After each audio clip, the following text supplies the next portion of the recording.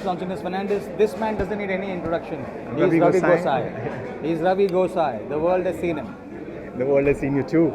Anyways, हम लोग काफ़ी सालों बाद मिले हैं और काफ़ी सालों बाद एक ऐसा फंक्शन, एक ऐसे दोस्त की म्यूज़िक लॉन्च में मिले हैं कि जिसको हम दिल से बधाई देना चाहते हैं. वांट टू कॉन्ग्रेचुलेट फिफी कैनाज.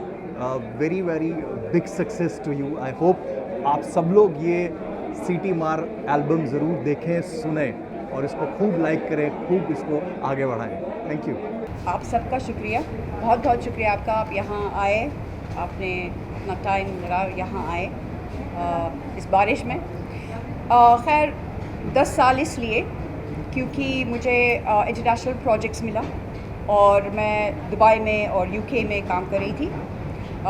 इंग्लिश मूवीज़ जैसे एक है जो अभी रिलीज़ हो रही है, ओनली लव मैटर्स, जो इंटरसेक्स पे है, बेस्ड ऑन ट्रू स्टोरी. और थिएटर मैंने किया है. फिर बहुत मिस कर रही थी मैं बॉलीवुड को, अपने इंडियन फिल्म इंडस्ट्री को बहुत मिस कर रही थी. तो मैंने सोचा कि क्यों ना मैं वापस आ जाऊं. मैंने काफ़ी सीरियल्स किया है और जैसे अरुणा जी के साथ काम किया है, बालाजीज़ में काम किया है, बहुत सारे लोगों के साथ काम किया है.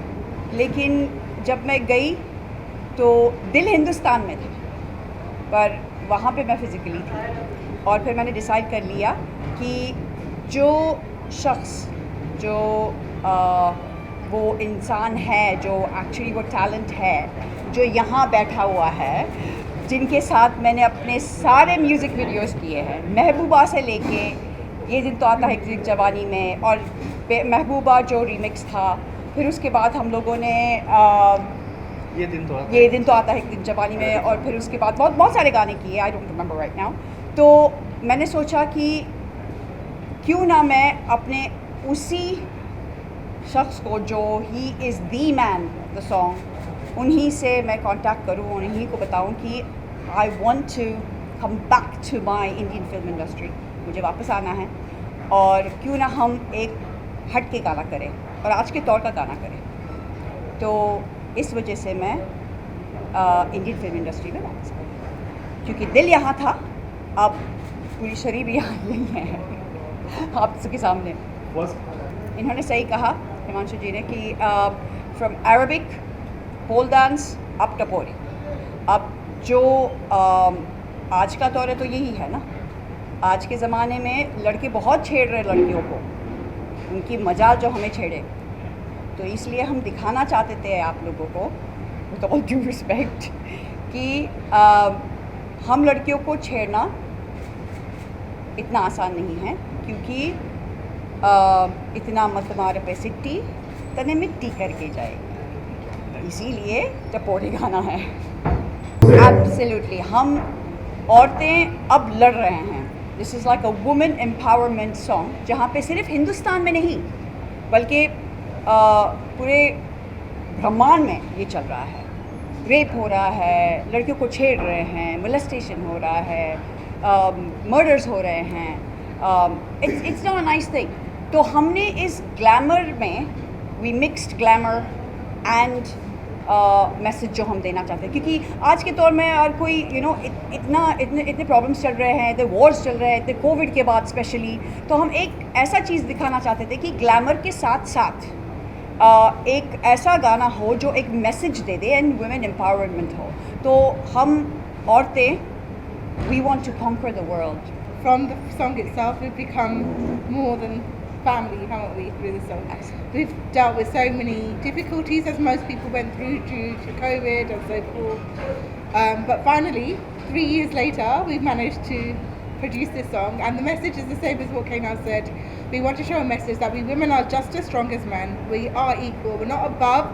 We're equal, and we want to stop being objectified by men, which keeps going on even on the 20th century, in 2023, and we're still being objectified. We have so many stories being told, yet we're an object. We wear a short skirt or a long skirt, whether we're fat or thin, every remark is made. But if a man does exactly the same thing, no remarks are made. In fact, he's applauded for everything he does. So hopefully this message gives out across men and women that women are not objects to men, and women must fight for your own rights, and we must stick together. Otherwise, we won't be able to change the world. Basically एक line में, हम औरतें आप जैसे हैं, हमें categorise मत कीजिए, हम आपसे नीचा नहीं हैं, हम लोग आपसे बराबर है, तो हमें नीचा ना दिखाइए। देखिए, पिछले कुछ एक दशक से आप सब देख रहे होंगे कि जो भी गाना बन रहा था उसमें फीमेल को ऑब्जेक्ट करके रैप किया जा रहा था। और उसके साथ साथ मैं कुछ नॉर्थ के शोज़ कर रहा था, तो मैंने देखा कि देयर वर सम गाइस जो एक लड़की को बीच सड़क में फब्ती मार रहे थे। तो मुझे वहाँ से आइडिया जनरेट हुआ था कि I should do a song कि हम सब लोग हमेशा एक फ़ीमेल को ऑब्जेक्ट बना के रैप नहीं लिखें, कुछ ऐसा करें कि फ़ीमेल की साइड का जो स्ट्रॉन्ग पार्ट है कि भाई वो बराबर है, जो एक मैसेज कैनाज ने बताया कि ये सब आइडिया था इस गाने को बनाने से पहले। और एक दिन सडनली लॉकडाउन में Kainaz called me from London, so she asked कि should I want to come back again into Bollywood. तो मैंने उसको आइडिया दिया कि यार ये गाना एक मैं बना रहा हूँ, I am working on it, तो देख अगर तुझे अच्छा लगता है तो we should work on it, क्योंकि इसको प्रोड्यूस करने के लिए एक डेयर भी चाहिए, थोड़ा अलग है, कमर्शियल नहीं है। आज आप सीधी सीधी बात लड़की को लेके ऑब्जेक्ट करके करते हैं तो वो बहुत जल्दी लोगों तक पहुंच जाती है। अगर आप लड़की के ऑब्जेक्ट से बात करेंगे तो थोड़ा डिफिकल्ट था to produce and to grab this idea.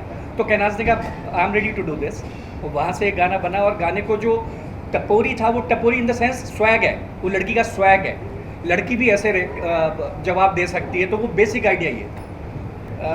देखिए, इस इंडस्ट्री ने बहुत कुछ, एक लंबा दौर आप सब ने देखा ही है, हम लोगों ने एंजॉय किया है, और ये एक राइड होती है कि जब आपका समय चल पड़ता है तो वापस गाने लोगों को पसंद आने शुरू हो जाते हैं। शायद अभी लॉकडाउन में मेरा एक गाना रिलीज़ हुआ था जो आप पिछले 4 साल का सबसे बड़ा गाना है, सबसे छोटी कास्ट के साथ सबसे बड़ा गाना, 700 मिलियन में मैं शराबी करके है। और अभी जो शान वाला गाना है 4 दिन पहले रिलीज़ हुआ, वो भी एकदम से ही सडनली हिट हो गया। तो मैं आज कैनाज को कह रहा था कि it's a time running with us, ये जो सीटी मत मार है ये एक डिफरेंट मैसेज के साथ लोगों में जाएगा, और फॉर श्योर जो जिस तरह का हमने आइडिया कंसीव किया, भगवान ने चाहा तो वो लोगों को पसंद आया। सबसे पहली बात मैं ये कहना चाहूँगा कि मैं गया था कुछ और के लिए और किया कुछ और।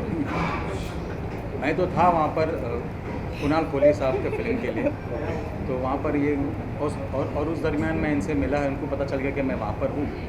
तो इन्होंने बोला कि यार आप यहाँ पर हैं तो फिर मेरे लिए ये काम कर लो। तो मैं बोला क्या है, बोला ये म्यूज़िक वीडियो है। मतलब कौन सा म्यूज़िक वीडियो है? सिटी मत मतलब होगा कुछ गाना है।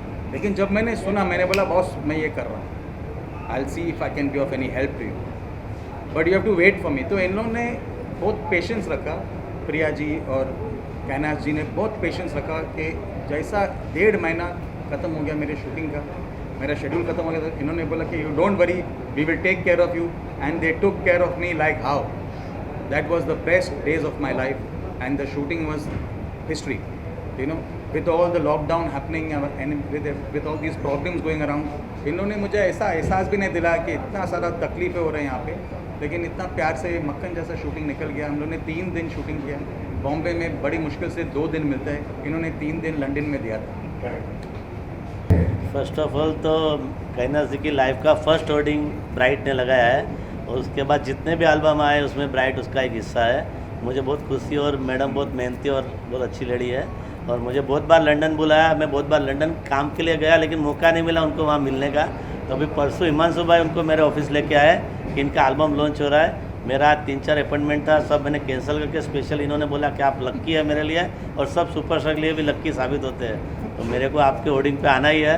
तो हिमांशु भाई और मैडम की रिक्वेस्ट पे चित्रकूट जैसे बड़ी जगह में मैडम का भी होर्डिंग लगा के दिया है। तो होप इनका एल्बम सुपर डुपर हिट होवे और ब्राइट फ्यूचर और सब सुपरस्टार के जैसे अभी बड़ी सुपरस्टार बने, तो ये फोटो लाइफ में दूसरी बार काम आवे। गाना बहुत अच्छा है, आज के डेट के हिसाब से, आज के टाइम के हिसाब से मुझे तो बहुत अच्छा लगा। तो आगे पब्लिक को भी पसंद आए और काफ़ी हिट हो गया। मैं गाने से पहले वो जो बताना चाह रहा था वो मैं उस वाले मेरे कैप्सूल में भूल गया। किसी भी गाने को लोगों तक पहुंचाना या हिट करने में विजुअल्स का बड़ा हाथ होता है, क्योंकि वो हमने गाने के बारे में बात की, उसमें एक पॉइंट जो मिस हुआ वो ये हुआ कि जो वो एरा था जिसमें Kainaz was performing on our songs और वो गाने हिट हो रहे थे, उस तरह के परफॉर्मेंसेस गाने को हिट करते हैं। तो लॉन्जी का of course the direction part was very good, लेकिन जो परफॉर्मेंस कैनाज ने किया वो अगेन आई कैंडी परफॉर्मेंस था।